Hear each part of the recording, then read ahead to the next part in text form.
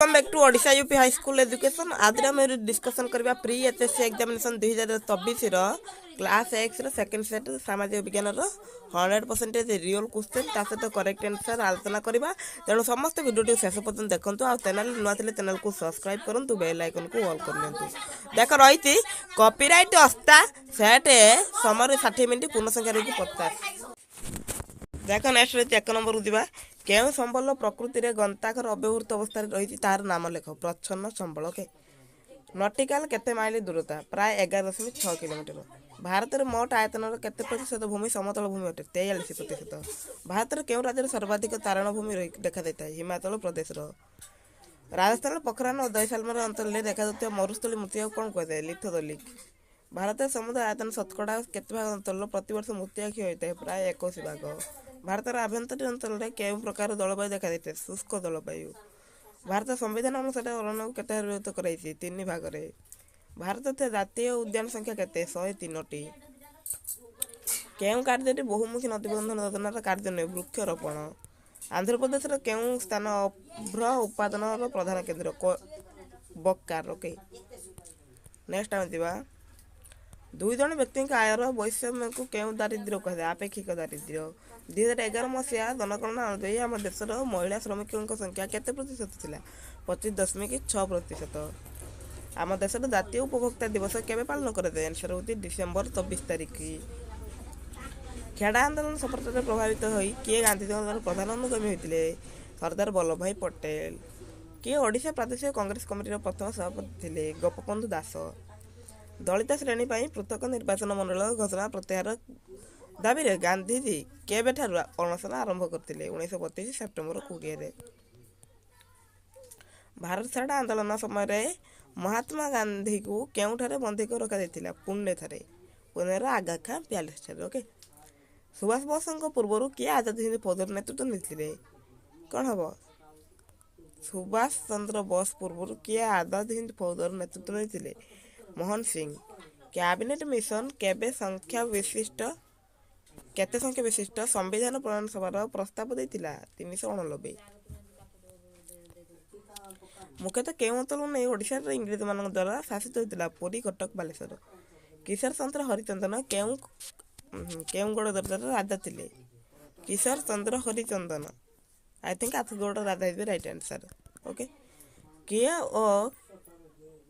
किए तीन कमिटी सदस्य नथिले आंसर वो मधुसूदन दास। केउंटी नूतन ओडिशार जिला नथिला अनुगुल नथिला। मिलन पत्र शर्त अनुसार केउं देश राजीनामा क्षेत्र में शासन क्षमता भारत सरकार को हस्तांतर करने को पड़ुथिला वैदेशिक व्यापार जोगाजोग शिक्षा।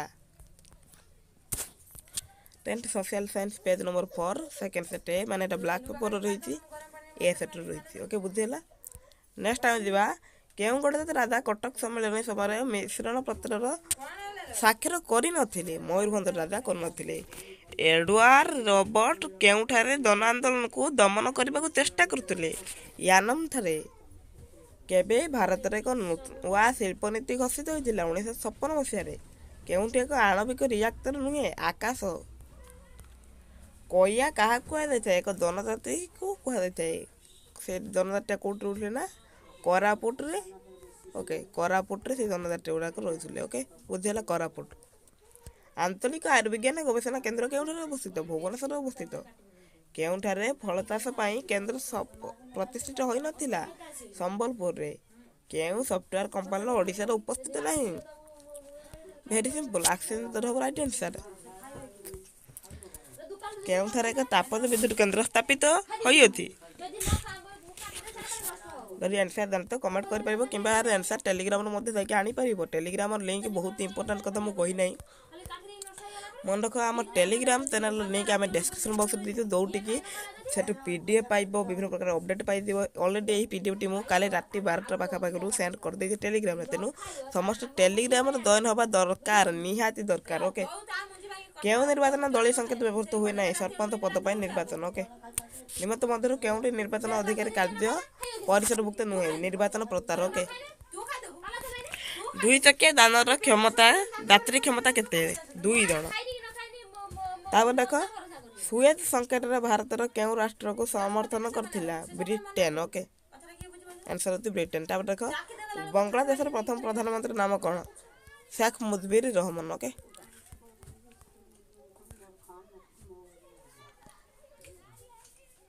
बकर तापत विद्युत केन्द्र केउ राज्य अवस्थित देख पे मैंने टिके आगे रही देती क्वेश्चन ओके एटी सीना 50 नंबर चली आम पेज 1 2 डिस्कसन कर नथिले तेणु समस्त ये अच्छी देखी नब ओके।